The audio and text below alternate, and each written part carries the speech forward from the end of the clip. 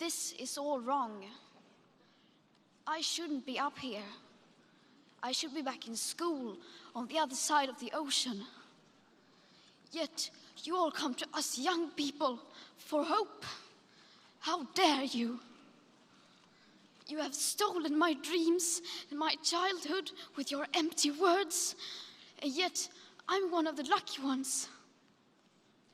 People are suffering, people are dying, entire ecosystems are collapsing. We are in the beginning of a mass extinction, and all you can talk about is money and fairy tales of eternal economic growth. How dare you?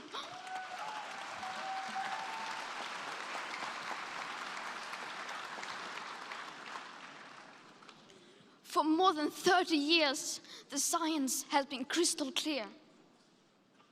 How dare you continue to look away and come here saying that you're doing enough when the politics and solutions needed are still nowhere in sight? You say you hear us and that you understand the urgency. But no matter how sad and angry I am, I do not want to believe that. Because if you really understood the situation and still kept on failing to act, then you would be evil, and that I refuse to believe.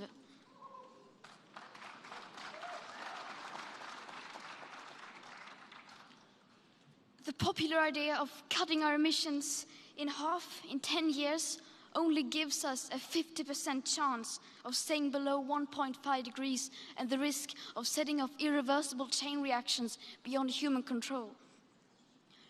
50% may be acceptable to you, but those numbers do not include tipping points, most feedback loops, additional warming hidden by toxic air pollution, or the aspects of equity and climate justice.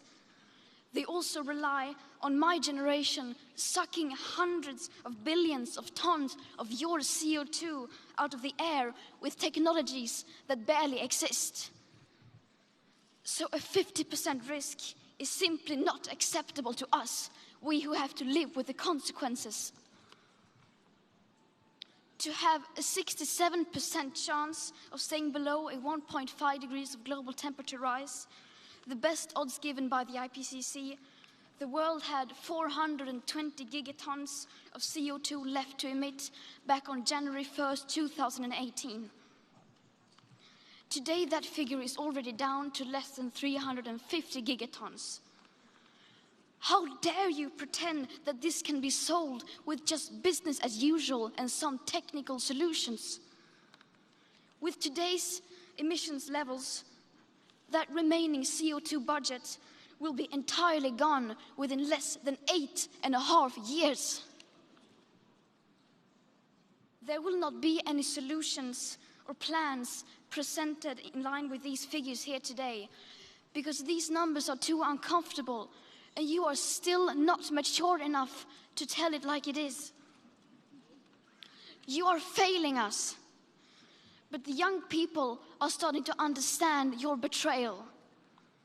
The eyes of all future generations are upon you. And if you choose to fail us, I say we will never forgive you.